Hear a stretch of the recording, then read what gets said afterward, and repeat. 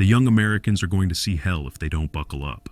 The U.S. economy is not bluffing with the young generation and their future great-grandkids.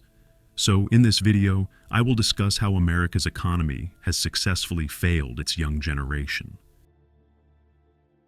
We've had the American dream, the principle of the American dream, equality, liberty, and the pursuit of happiness. You know those words. They're in the U.S. Constitution. And for decades, most of us believed it meant that if you worked hard, followed the rules, you can get a job, own a home, raise a family. But that was then. This is now. Well, the numbers don't lie because as I speak to you, it is indeed alarming. The most immediate red flag is the soaring youth unemployment rate. As of August 2025, the unemployment rate for Americans aged 16 to 24 had jumped to 10.5%, which is more than double the national average and the highest level seen in nearly 4 years. This isn't just a minor fluctuation. It is unfortunately showing a sharp reversal from the 9% rate that was recorded at the start of the year, indicating that there is a quick deterioration in the job market for our beloved young people. But the headline unemployment figure only tells part of the story. A more hidden crisis involves the disconnected youth, often referred to as NEETs, which stands for not in employment, education, or training. What this means is that they are young adults who have effectively opted out of the labor force and are not building skills. In 2023, about 11.2% of young adults fell into this category, meaning roughly 1 in 10 young people are being left out and left behind. This continuous disconnection has long-term consequences, as it robs them of the early career experiences that is crucial for their future advancement. Alarmingly, this problem is not evenly distributed. Geography and race play significant roles. 1 in 5 young adults in rural areas are disconnected, which is really a higher rate than in cities or metro areas. When broken down by race, the disparities are even more pronounced. Young Black adults face the highest rates of disconnection, with 29.1% disconnected in rural areas and 23.8% in principal cities. The overall Black unemployment rate has also climbed sharply, reaching 7.5% in August 2025, its highest in nearly 3 years, and often acting as a bellwether for broader labor market weaknesses. But on a concrete note, why is this happening now? Well, experts point to 3 interconnected forces that are reshaping the entry-level job market. Number 1, the AI revolution is targeting the entry level. Artificial intelligence is no longer a futuristic concept. It's a present-day disruptor, and its impact is falling disproportionately on the tasks typically performed by young and educated workers. Economists note that when you think from first principles about what generative AI can do and what jobs it can replace, it's the kind of things that young college grads have done in white-collar firms. These roles often involve reading and synthesizing information, producing reports, and creating presentations. Exactly the kind of work that serves as a foothold in professions like consulting, finance, and tech. This is creating a historic shift. For decades, young college graduates almost always enjoyed a lower unemployment rate than the overall workforce. However, last month, this recent grad gap hits one of the biggest lows ever, meaning today's college graduates are entering an economy that is relatively worse for them than any month on record in the past 4 decades. Companies are now thinking of leaning towards a low hiring, low firing strategy, and all they have to do is to utilize technology to save costs instead of bringing in large cohorts of entry-level employees who require training. Number 2, the experience monopoly and the new unemployable. A second and related trend is the rise of what some are calling the new unemployables.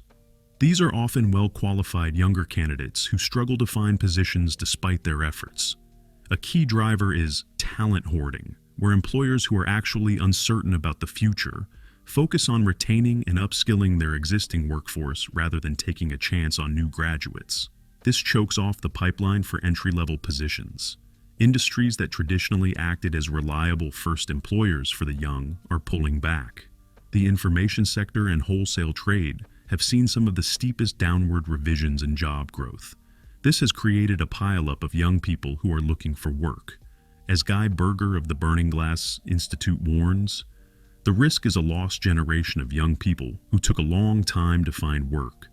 They are struggling to get on the first step of the career escalator, and that means that they won't get as high on the pay escalator over the course of their career.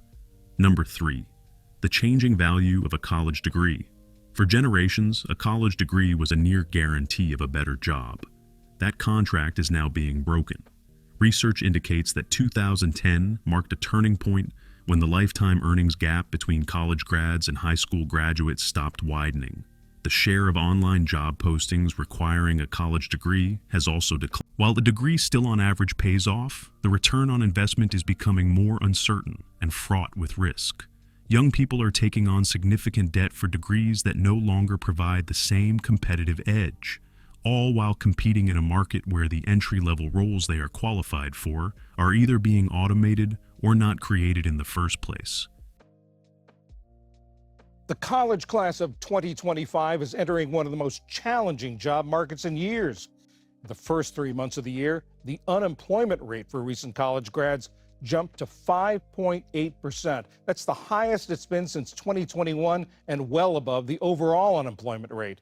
Even for those who manage to secure a job, the path to financial independence is littered with obstacles that previous generations did not face to the same degree. If you are a younger generation and you own a job, well done. But if otherwise, then the housing crisis is, unfortunately, your best friend. Housing is actually the primary vehicle for wealth building for most Americans. Its breaking news is that it is increasingly out of reach.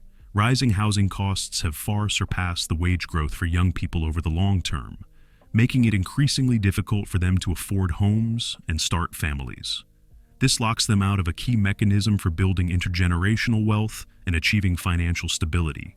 Although strong wage growth in the recent pandemic recovery did outpace rent increases for a period, this was a temporary bright spot in a long-term trend of declining affordability. The fundamental issue remains: the dream of home ownership is fading for an entire generation.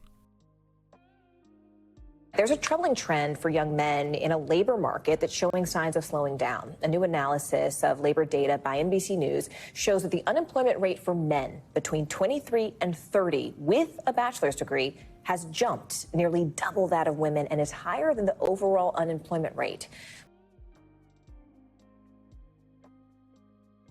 The cumulative effect of these challenges is a deep-seated sense of economic pessimism. A survey from the New York Fed found that consumers assign just a 45% chance of finding a new job if their current position was eliminated. This statistic is the slimmest odds on record and a feeling most pronounced among the least educated workers. Unlike the vibe session concept that suggested a disconnect between perception and economic data, for young Americans, the job market for them is just as bad as they believe it is. Politically, this has been translated into souring attitudes. Despite surprising levels of support in the last election, young voters have grown increasingly dissatisfied, with their economic outlook weakening throughout 2025. Their concerns are pragmatic: stagnant wages, overwhelming debt, and income inequality. So, is there a path forward? Well, the situation is undeniably dire, but it is not hopeless. Addressing this crisis requires a multifaceted approach that acknowledges the structural, not just cyclical, but the nature of the problem. Number 1, education and apprenticeship reform. There must be a huge emphasis on practical skills, vocational training, and apprenticeships which must align with the modern economy. Pushing every young person into a traditional 4-year college degree is no longer a sufficient solution because you are just going to drown them. Number 2, policy focus on youth employment. Policymakers need to move beyond broad economic indicators and specifically target youth disconnection and unemployment. Attacks on federal workforce reductions and investments in registered apprenticeships. As warned by some economists, it can have a direct impact on these vulnerable groups. Number 3, AI integration, not just adoption. This may require new models for on-the-job training and mentorship. I don't want companies to throw people into the circle of not being wanted because of AI. These companies should employ young Americans and teach them how to use AI to make their work easier, even as they are still employed. Number 4. Affordable housing initiatives. Tackling the housing crisis through increased supply and targeted first-time homebuyer assistance is critical to restoring the wealth-building pathway for young people. Or let them do this. They should continue to build homes, but let them be affordable. The people in charge of America should know that the homelessness crisis is like a bloody massacre. Anyway, let us continue. The young people of America are not asking for a handout. They are asking for a chance. They are educated, connected, and more than willing to work hard. But the economy, in its current configuration, is not just built for them. Unless we fundamentally rethink how we integrate the next generation into the world of work, we risk not only their financial futures, but also the long-term vitality and growth of the American economy itself. The canary in the coal mine is singing a warning tune. It is high time we start to listen. Yeah, let's just start off on the top line, right? Okay, a college degree is very important. You go back to 2010, it was 75%. 2013, 70%. 2019, 51%. Look at there, this number is now 35%. This looks a lot more like the number that we had in the late 1970s when it was 36%. But even so, 35% is lower than 36%. So we're talking about a drop of 40 points from 15 years ago. And in fact, the lowest percentage of Americans say a college degree is very important than at any point that Gallup has ever measured.